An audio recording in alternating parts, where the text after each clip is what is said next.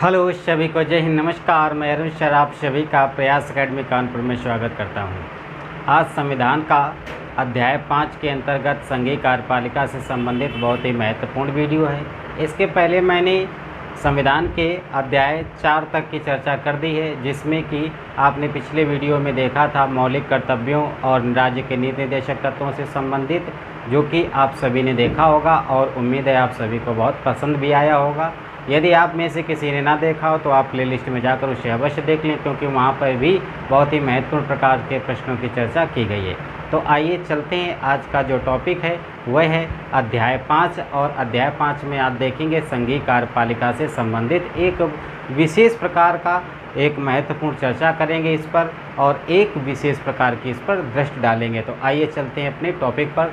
देखते हैं संघीय कार्यपालिका। जैसे कि मैंने दर्शा रखा है, अध्याय 5 में संघीय कार्यपालिका की चर्चा की गई है। और संघीय कार्यपालिका की चर्चा कहाँ पर की गई है संविधान में? तो संविधान के भाग 5 में संघीय कार्यपालिका की चर्चा की गई है, और इसके अंतर्गत अनुच्छेद 52 से लेकर के अनुच्छेद 78 तक का प्रावधान किया गया है संघीय कार्यपालिका के अंतर्गत।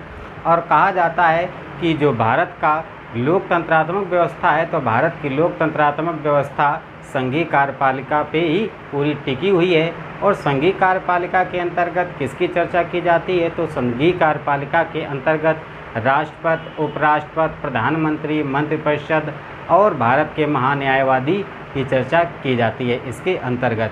तो देखते हैं किसकी किसकी चर्चा की जाती है। तो आपने जैसे कि अभी मैंने बताया, राष्ट्रपति, उपराष्ट्रपति,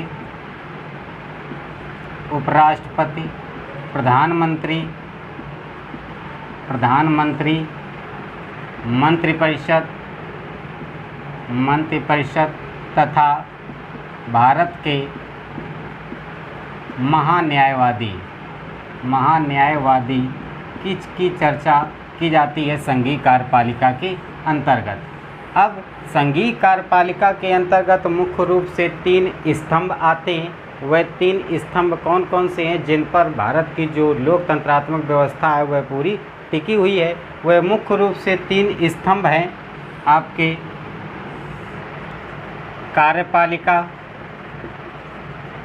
कार्यपालिका, दूसरा है आपका विधायिका, तीसरा है आपका न्यायपालिका, और चौथा स्तंभ कहा जाता है। तो चौथा स्तंभ मीडिया है, जो कि भारत की लोकतंत्रात्मक व्यवस्था को व्यवस्थित करने का उसका भी एक महत्वपूर्ण योगदान है। तो चौथा स्तंभ मीडिया को रखा गया है। लेकिन मुख्य रूप से जो संवैधानिक व्यवस्था है वह 3 स्तंभों पर ही पूरी टिकी हुई है। कौन कौन सी? तो कार्यपालिका, विधायिका और न्यायपालिका। अब देखते हैं कि कार्यपालिका के अंतर्गत कौन सी व्यवस्था रखी जाती है, और विधायिका के अंतर्गत किस प्रकार की व्यवस्था होती है, और किस प्रकार की न्यायपालिका के अंतर्गत व्यवस्था होती है। तो जो विधायिका होती है, विधायिका में विधि बनाने का कार्य होता है। अर्थात विधि बनाने का जो कार्य किया जाता है, वह विधायिका के अंतर्गत किया जाता है।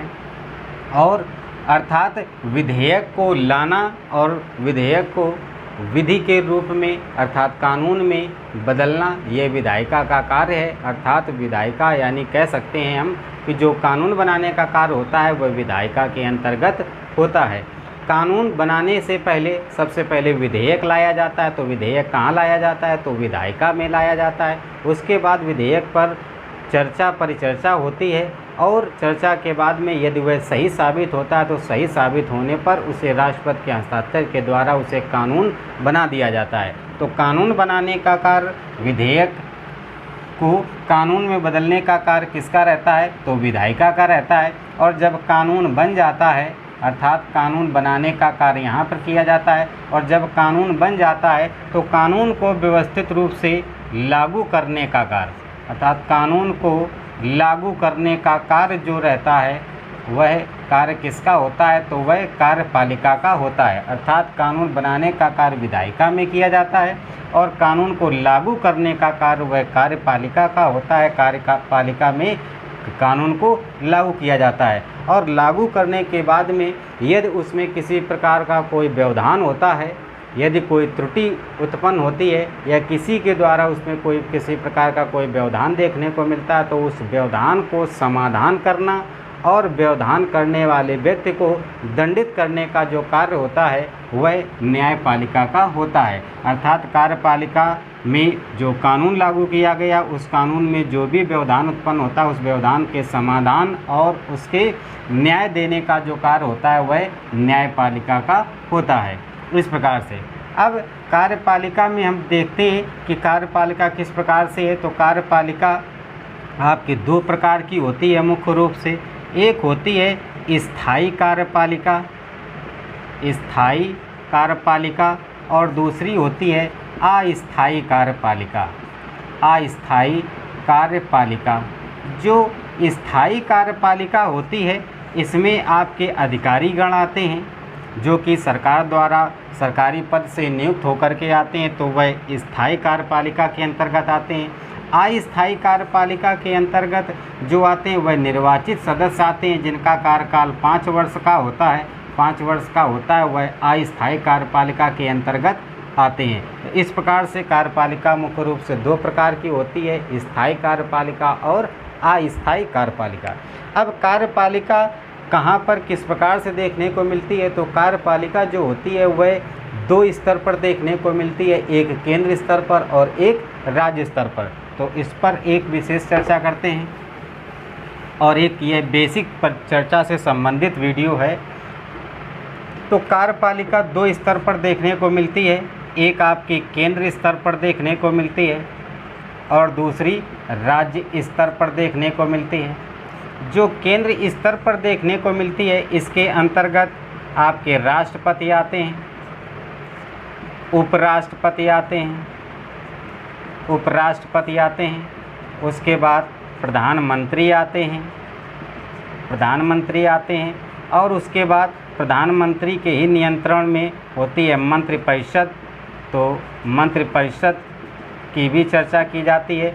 तो राष्ट्रपति, उपराष्ट्रपति, प्रधानमंत्री और मंत्रिपरिषद, राष्ट्रपति की सहायता के लिए मंत्रिपरिषद का गठन किया जाता है। मंत्रिपरिषद जो होता है यह मंत्रियों का समूह होता है, मंत्रियों के समूह को मंत्रिपरिषद कहते हैं। और मंत्रिपरिषद का गठन क्यों किया जाता है, तो वह राष्ट्रपति की सहायता के लिए किया जाता है। लेकिन राष्ट्रपति जो मंत्रिपरिषद का गठन किया जाता है, मंत्रिपरिषद में जो मंत्रियों का समूह होता है, इसका जो नियंत्रण का कार्य होता है वह प्रधानमंत्री का होता है। अर्थात मंत्रिपरिषद के नियंत्रण जो करता है वह प्रधानमंत्री हैं। इसलिए जो मंत्रिपरिषद का जो वास्तविक हेड होते हैं, तो वास्तविक हेड कहा जाता है प्रधानमंत्री को। अर्थात प्रधानमंत्री वास्तविक हेड होते हैं, जबकि नाम मात्र के जो हेड होते हैं वह राष्ट्रपति होते हैं। तो यह भी प्रश्न पूछ लिया जाता है कि मंत्रिपरिषद के वास्तविक हेड कौन है, तो प्रधानमंत्री हैं। और अगर पूछ लिया जाए कि मंत्रिपरिषद के आपके जो नामित जो हेड हैं, जो नाम मात्र के हेड हैं, वह कौन है, तो वह राष्ट्रपति होते हैं। इस प्रकार से उसके बाद उपराष्ट्रपति होते हैं। अब मंत्रिपरिषद के अंतर्गत किस प्रकार के मंत्री आते हैं, तो इसके अंतर्गत आपके केंद्रीय मंत्री आते हैं, आपके केंद्रीय मंत्री आते हैं, आपके राज्य मंत्री आते हैं, आपके उप मंत्री आते हैं, विदेश मंत्री आते हैं। ये सभी मंत्रियों का समूह होता है जिसे मंत्रिपरिषद कहते हैं। अब राज्य स्तर पर भी कार्यपालिका देखने को मिलती है। तो राज्य स्तर पर जो कार्यपालिका होती है, इसके अंतर्गत आपके राज्यपाल आते हैं, राज्यपाल आते हैं, आपके मुख्यमंत्री आते हैं और आपका मंत्रिपरिषद केंद्र स्तर पे, राज्य स्तर पे भी देखने को मिलता है मंत्रिपरिषद। यह भी मंत्रियों का ही समूह होता है। यह क्यों गठन किया जाता है, तो यह भी राज्यपाल की सहायता के लिए मंत्रिपरिषद का गठन किया जाता है। लेकिन जो इसके वास्तविक हेड होते हैं वह मुख्यमंत्री होते हैं और जो नाम मात्र के हेड होते हैं वह राज्यपाल होते हैं। तो इस प्रकार से कार्यपालिका दो स्तर पर देखने को मिलती है, एक केंद्र स्तर पर, दूसरी राज्य स्तर पर।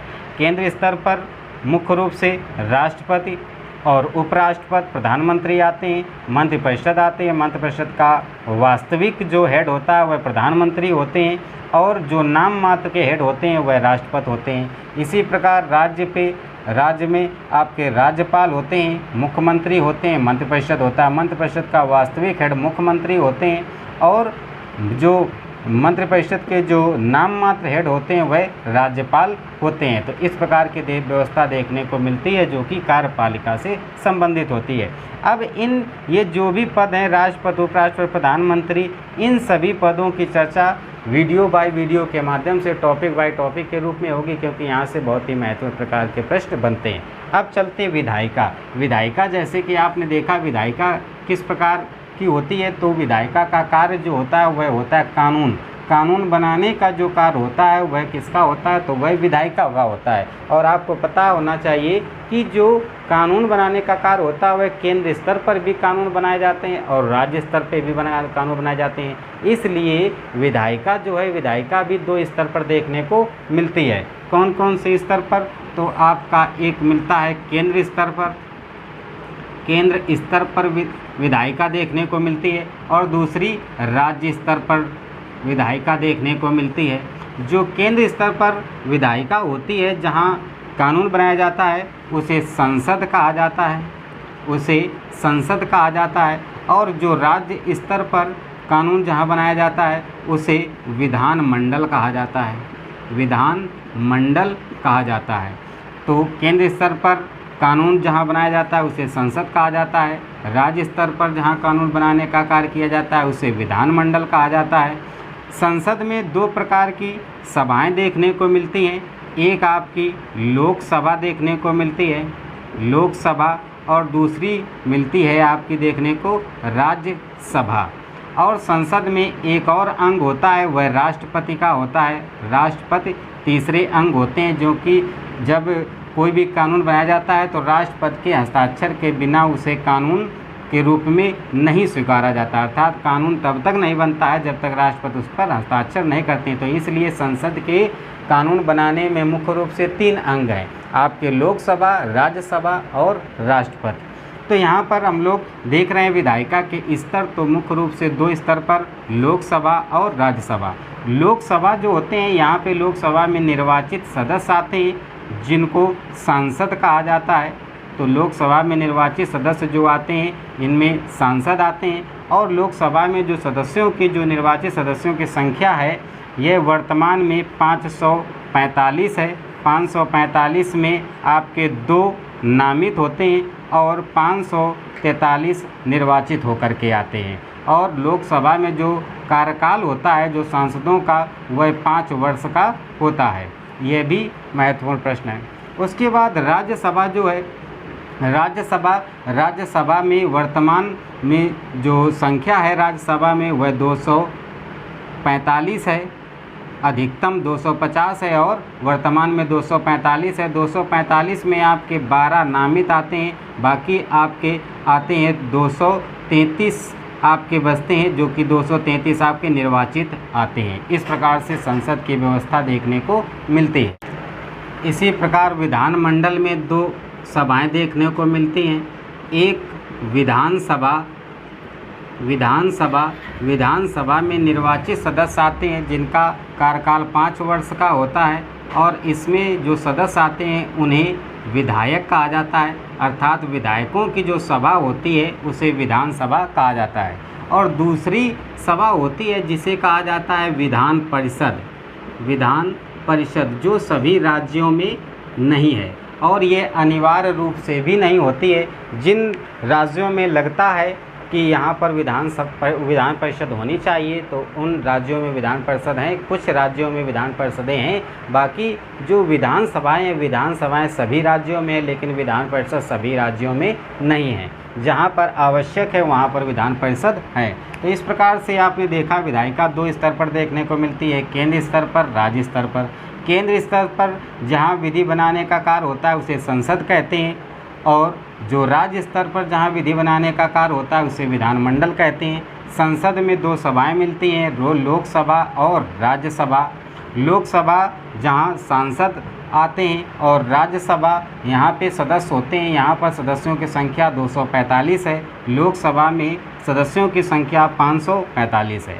राज्य स्तर पर विधानमंडल में 2 सभाएं देखने को मिलती हैं। एक विधानसभा जो भारत के सभी राज्यों में सभी राज्यों की अपनी अपनी विधानसभाएं हैं, तो इसका कार्यकाल भी 5 वर्ष का होता है। जो कि विधायकों की ये सभा होती है, तो विधायकों की सभा को विधानसभा कहा जाता है। और दूसरी होती है आपकी विधान परिषद। विधान परिषद सभी राज्यों में लागू नहीं है, कुछ राज्यों में लागू हैं। अब आते हैं न्यायपालिका। न्यायपालिका जो होती है ये एकल प्रणाली पर आधारित है। एकल प्रणाली पर आधारित है।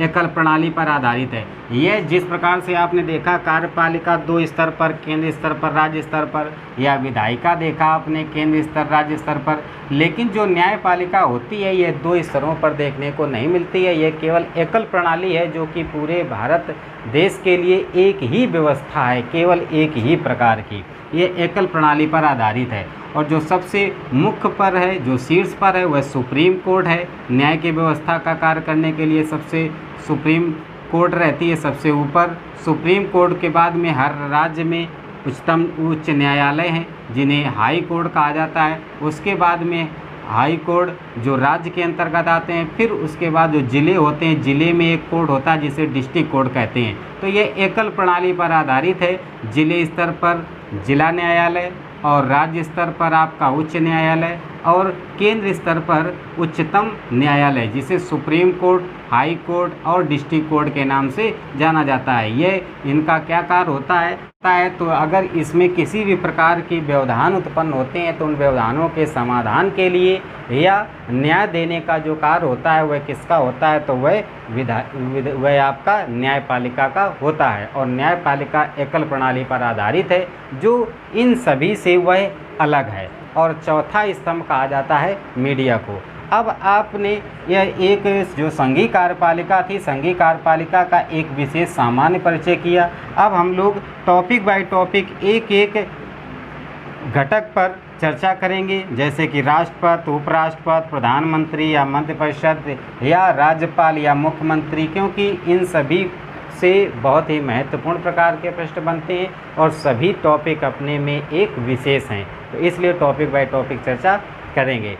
इसके अतिरिक्त भी अन्य विषयों की भी कक्षाएं चल रही हैं। यदि आप उन्हें ज्वाइन करना चाहते हैं तो आप चैनल से सब्सक्राइब कर लें और इससे जुड़े रहें। और अगर किसी प्रकार की कोई समस्या है तो आप कमेंट बॉक्स में कमेंट कर सकते हैं या आपको जो भी नंबर दिए जाएं आप उन पर कॉन्टैक्ट कर सकते हैं। उम्मीद है आप सभी को बहुत पसंद आ रहा होगा। पसंद आए चैनल से लगातार जुड़े रहें। सभी को जय हिंद, नमस्कार।